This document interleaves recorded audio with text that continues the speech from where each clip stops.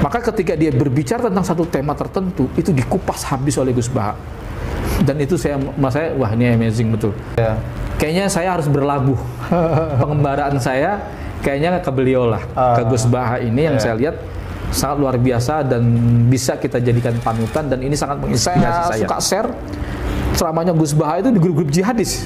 Mereka suka, nggak cuma digandrungi oleh NU saja. NU bangga. Kita para jihadis juga mulai menyukai. Kita datang, kita sebagai para mantan Wahabi takfir, mantan teroris yang pernah membuat resah gaduh di negara ini, kita kembali. Gus Baha, ulama karismatik asal Rembang yang terkenal sebagai ahli tafsir Al-Quran, dikenal sebagai sosok yang cerdas, alim, dan santun, sehingga beliau bisa diterima di semua kalangan. Kecerdasan, sifat alim dan santun Gus Baha yang memiliki nama asli Kiai Haji Ahmad Bahauddin Nur Salim ternyata sudah ada sejak beliau masih anak-anak. Hal itu diungkapkan oleh Kiai Haji Nasirul Mahasin atau Gus Mahasin. Beliau adalah kakak kandung Gus Baha yang mengetahui persis kehidupan adiknya dari kecil. Gus Mahasin dan Gus Baha merupakan putra Kiai Haji Nur Salim Al-Hafiz dan Nyai Yohanes. Kiai Nur Salim dikenal sebagai ulama pakar Al-Quran, sekaligus pengasuh pondok pesantren Tahfizul Quran LP3IA di Narukan Keragan, Rembang, Jawa Tengah. Kiai Nur Salim Al-Hafiz merupakan murid Kiai Haji Arwani Al-Hafiz Kudus dan Kiai Haji Abdullah Salam Al-Hafiz Kajan Pati.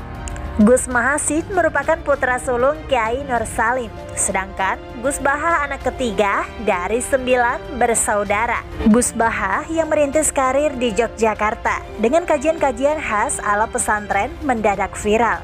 Kalau kalimatnya diakui oleh Ustadz kondang seperti Ustadz Abdul Somad dan Ustadz Hadi Hidayat, serta ulama-ulama besar lainnya. Ini Rembang.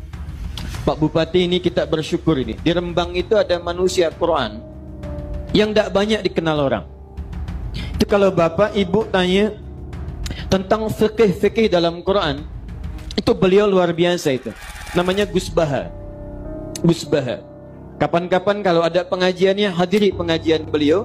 Itu diantara orang yang sangat mengerti Al-Quran. Tadi disebut ada Gus Baha, pengetahuan beliau hafal Al-Quran, lalu kemudian mengerti tafsir, pakar, diberikan Allah pula ilham. Banyak hal-hal yang baru kita dengar dari kajian-kajian beliau. Rupanya beliau termasuk mustasyar, penasehat, bahkan salah satu dari pendiri pusat kajian tafsir. Ini baik sekali. Kemarin Gus Baha itu agak menyindir kita semua yang di Maulid Rasul. Gus Baha tahu Bu ya, orang tercerdas di Indonesia sekarang yang menemukan 200 hukum fikih yang tersembunyi dalam Al-Quran. Jadi hukum fikih itu ada 1500, wakila ada 800. Dalam Al-Quran baru ketemu 500 gitu. Alhamdulillah lulusan pesantren bukan lulusan kampus. Gus Baha ini menurut saya luar biasa ya. Kenapa saya katakan luar biasa?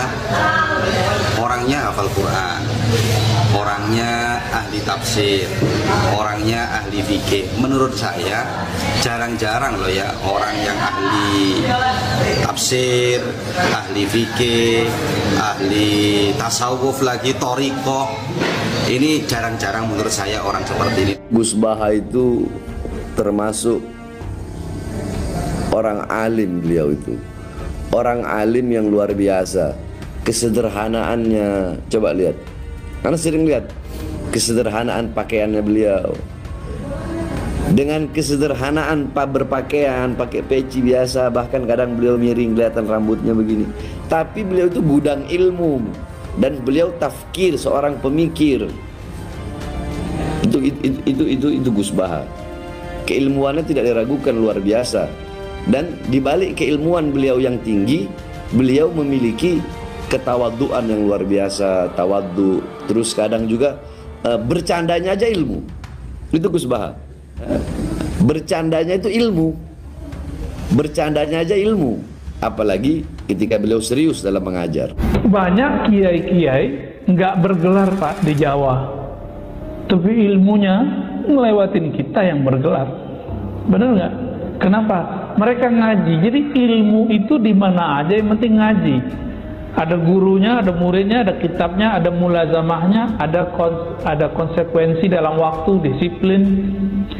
Itu jadi mau di mana aja diduduk. Maka muncullah sosok kayak Gus Baha, benar kan? Ya, ngelewatin orang tamatan mana?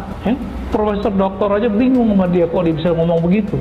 Penguasaan terhadap Al-Quran serta tafsir dan hadis yang begitu mumpuni membuat dakwahnya begitu logis diterima masyarakat.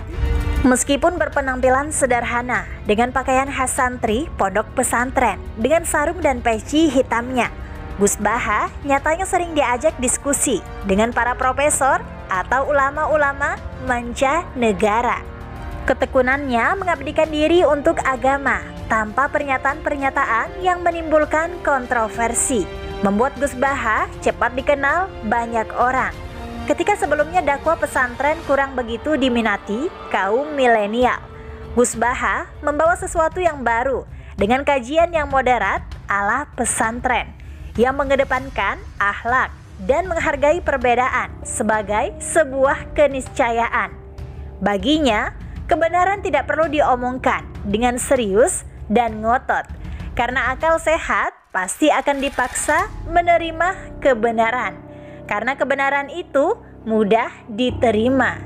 Berislam Al-Gus Baha mengajak untuk berpikir dan merenungi kembali tentang hakikat agama yang rahmatan lil alamin, memberikan gambaran tentang luasnya ilmu, khususnya agama, jika dipelajari lebih dalam oleh seorang muslim. Hal ini seolah menjadi tamparan bagi kaum muslim konservatif yang mudah mengklaim kebenaran relatif dengan menyalahkan kebenaran kelompok atau orang lain yang berbeda mazhab atau ideologi agamanya dengan mereka. Apakah layak seorang yang baru belajar agama beberapa tahun melalui media sosial menyalahkan Gus Baha yang sejak kecil sudah belajar Al-Quran serta kitab di pondok pesantren? Jika pemahaman atau ilmu agama kita luas, berislam itu mudah. Menjadi susah ketika belajar agama secara instan dengan metode pengajaran yang salah. Agama bukan tentang doktrinisasi, tetapi lebih kepada inspirasi. Berhasil kealiman dan kecerdasan adiknya itu, kata Gus Mahasin, bukan karena adiknya tekun wirid, melainkan baktinya kepada orang tua, khususnya ibu. Di setiap usai sholat subuh, Gus Baha selalu menyempatkan melayani ibunya, selalu memijiti ibunya, lalu membikinkan sendiri minuman hangat, teh, atau kopi. Ini dilakukannya setiap hari, padahal ada ribuan santri. Tetapi Gus Baha selalu membuatkannya sendiri untuk ibunya, ungkap Gus Mahasin. Terima kasih atas waktu dan perhatian Anda. Semoga video ini membantu kita semua memperluas wawasan dan saling menghormati perbedaan kita. Sampai jumpa di video berikutnya.